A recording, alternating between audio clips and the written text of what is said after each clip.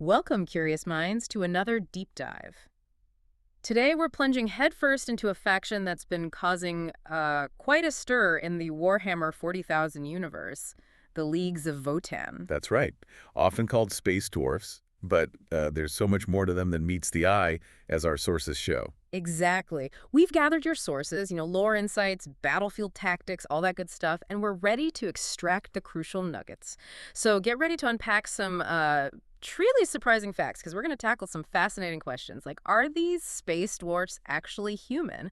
And if so, why do they seem to, well, really dislike the Imperium? And how did a society basically focused on mining and trade become this technological powerhouse? So unyielding. Right, and maybe the most mind-blowing bit, how do they actually get stronger when their own side takes casualties on the battlefield? That one really gets me. Yeah, that's a big one. Stick with us, because by the end of this deep dive, you'll have some unparalleled insight into one of 40K's most intriguing new players. Okay, let's unpack this right from the start then. The Leagues of Votann. They're a distinct, recently reintroduced Xenos faction. But who are they, really? Where did they come from? Well, what's fascinating here, and this is something that really challenges assumptions, is their origin. They are, wait for it, descendants of early human colonists. Wait, what? Descendants of humans, not just like convergent evolution? Nope. Actual descendants. Imagine short, squat, really muscular humans.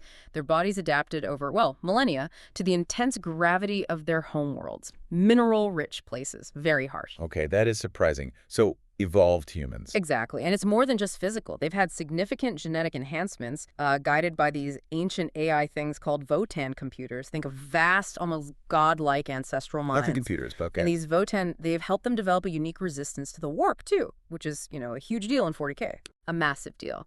And they live in the galactic core, the place everyone else avoids like the plague. That's right, the perilous galactic core. So, yeah, evolved humans thriving where others basically fear to tread. Which brings us straight to that other question.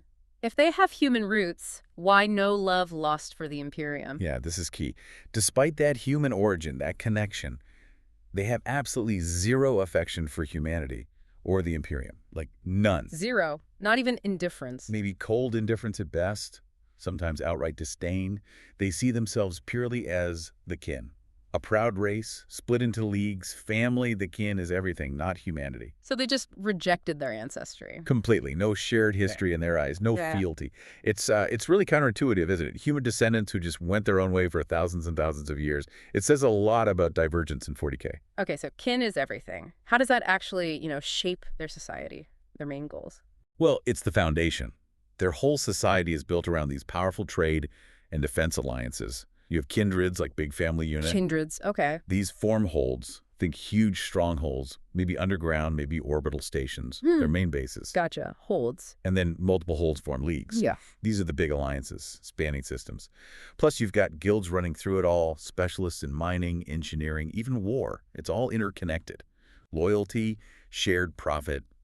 That's the name of the game. So their main thing isn't conquest, like the Imperium or orcs. It's more mining and trade. Pretty much. They're interstellar capitalists almost. They will fight, don't get me wrong, fiercely. But it's usually claim resources they see as theirs or protect their stuff. Force when profitable. Makes sense in a grimdark way. Exactly. A very pragmatic, business-like approach. And this feeds into their tech, which is, wow. Yeah, tell me about the tech. We hear they're incredibly advanced, powerful weapons, super thick armor, makes them tough as nails, right? Oh, incredibly tough. But it goes beyond just guns and armor plating. They have something truly unique, maybe even revolutionary for 40K. The Ironkin. Ironkin? What are those, robots? Sort of, but way more than that. Imagine fully autonomous, sentient robots, like actually thinking, feeling beings. And they're not just tools or servants. They're integrated members of society, respected. Sentient AI, fully integrated. The Imperium would lose its mind over that. That's like heresy prime. Exactly. It's not about servitors or mindless drones here. The Ironkin are considered family, part of the kin band. They have rights, roles, personalities even. Wow, okay, that paints a picture. It really shows how far they've diverged, doesn't it? Not just genes, but culturally. thinking machines as family. It's a deep integration. It shows their pragmatism, using every resource, sentient or not, for the good of the kin. It's a perfect little example of how different their path has been. And this tech, it must be crucial for surviving where they live, right? Back to the galactic core, you said others avoid it entirely. How does that detail change how we should see them? Oh, absolutely. It changes everything. They're tech secrets, guarded very closely, because they need them to survive there. It's that simple. A hostile place, warp storms, weird phenomena. Exactly. Most factions struggle just to exist, right? Constantly fighting the environment, the dangers. The Votann, they don't just survive there, they thrive. They build mining empires, trade networks, massive holds in a region that would chew up and spit out almost anyone else. So they're not just tough survivors, they're masters of this deadly environment. Precisely. It suggests this deep understanding of the galaxy's laws, physical and maybe otherwise. They turn what others see as a death trap into their own secure backyard, focusing on mining and trade there. That speaks volumes about their strength, their adaptability. It's not just some minor detail. It reframes their whole story. They're exploiting it, thanks to that tech and the Votann AIs. Okay, mastering the galactic core. That's impressive. But how does this whole pragmatic, resource-driven thing make them stand out against, the rest of the galaxy's players? How do they compare to other Xenos? All right, let's look at the bigger picture. Their whole deal contrasts sharply with other races. Take Tyranids. Pure hunger. Consume everything. Exactly. Biological imperative. The Votann. Structured, focused on resources, wealth, extraction, trade, building, not devouring, total opposites. Okay. What about Necrons? Ancient robots, crazy tech, want the galaxy back. Also super advanced tech, yeah, but different motives. Necrons want reclamation, driven by ancient history, cosmic grudges. The Votann, evolved humans, building something new based on industry, self-sufficiency, not looking back, looking forward to profit, maybe. And the Eldari, space elves, ancient, psychic, kind of tragic. The Eldaris are fighting for survival after their own fall, very psychic, often relying on, esoteric means. The Votann are grounded, pragmatic, tech-based, less about prophecy, more about production quotas. Orcs. Orcs just love a good fight, energy, anarchy. Votann fight, but for resources, for profit. Calculated violence, not just for the front of it. Tau, they're also kind of organized techie. Yeah, but the Tau push the greater good. Diplomacy, assimilation, expanding their empire for ideological reasons. Right. The Votann are more transactional. Kin first. They'll trade, sure, but it's about the leagues, the holds. Less about convoting you, more about what you've got that they want. And gene stealer cults, they're sneaky. Very sneaky. Subterfuge, infiltration. The Votann are direct, structured, which you see is pretty much what you get, a tough, organized, resource-focused society. So putting it all together, they're like this heavily armed economic powerhouse, not conquerors, not just survivors, but something else entirely. Interstellar capitalists with big guns. That's a good way to put it. Which leads to a question for you, the listener. Thinking about this mix, human origin, crazy tech, focus on resources, how does their approach change what success even means in the 41st millennium? Are they fundamentally different because they're driven by something closer to, interstellar business plans rather than conquest or survival instinct? Really makes you think, doesn't it? Okay, so they're tough, advanced, super practical. How does this work on the tabletop? In the game? Do they, make friends? Ally with anyone? Xenos usually keep to themselves. Generally, yeah. It's a xenophobic galaxy. But the Votann, being pragmatic, they actually do engage in trade. And get this, Imperial armies. They can actually include Votann as an allied detachment. Seriously, Imperium allies with Xenos. Even these ones. Sometimes. Shows how pragmatic the Votann are, right? Yeah. If it makes sense, if there's a benefit, they'll deal. Even with distant, often hostile human cousins. Pragmatic is right. And in the game itself, they sound like they'd be hard to shift. Oh, yeah.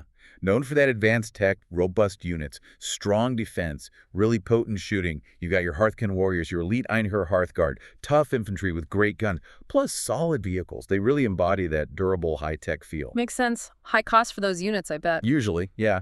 Powerful stuff often comes with a high points cost. Yeah. But here's the kicker, the really controversial bit, maybe the most practical takeaway if you face them. Their Eye of the Ancestors rule. Eye of the Ancestors. Okay, what's that do? It's unique. It defines them. Basically, when an enemy unit destroys one of their units, the Votann player gains judgment tokens against that enemy unit. Judgment tokens? Like grudge markers? Pretty much. Accumulated grudge, focused retribution. And these tokens give them significant combat bonuses against that specific enemy unit. Better hitting, better wounding. So, hurting them makes them better at hurting you back. Exactly. And they can even use a special ability, a reactive reprisal stratagem, to shoot back immediately after being shot by an enemy that has judgment tokens. Whoa, so they literally get stronger when you attack them and they take losses. In a very real sense, yes. Yeah. They become more accurate, more deadly against the units that have wronged them. Now, when they first came out, people noted maybe they were a bit slow, lacked some board control, but they've had buffs since then. So they're pretty potent now. Definitely potent. Powerful units, advanced tech, reflected in that points cost. Yeah. But they make every loss sting the enemy. They turn taking hits into a way to hit back even harder. Yeah. It's very Votann. Strike us, you remember, and we strike back, amplified. Wow. What an incredible deep dive into the Leagues of Votann. Seriously, from the surprising human origins, that unique society, the Ironkin, to their crazy tech and that battlefield philosophy of turning losses into wins, they're really unlike anything else in 40K. They really are. Their resilience in the core, that self-sufficiency, the way they fight. Yeah. It does make you wonder, doesn't it? Could the Leagues of Votann be showing a different way to survive, maybe even thrive in the 41st millennium? A new model? Maybe. One that sort of defies the usual boom and bust of empires we see, prioritizing pragmatic wealth, unyielding defense, calculated reprisal. Are they, in their own quiet, industrious, stubborn way, the ultimate survivors? Something to think about. Definitely plenty to mull over. We hope this deep dive gave you some new insights, maybe even inspired you to look closer at the kin.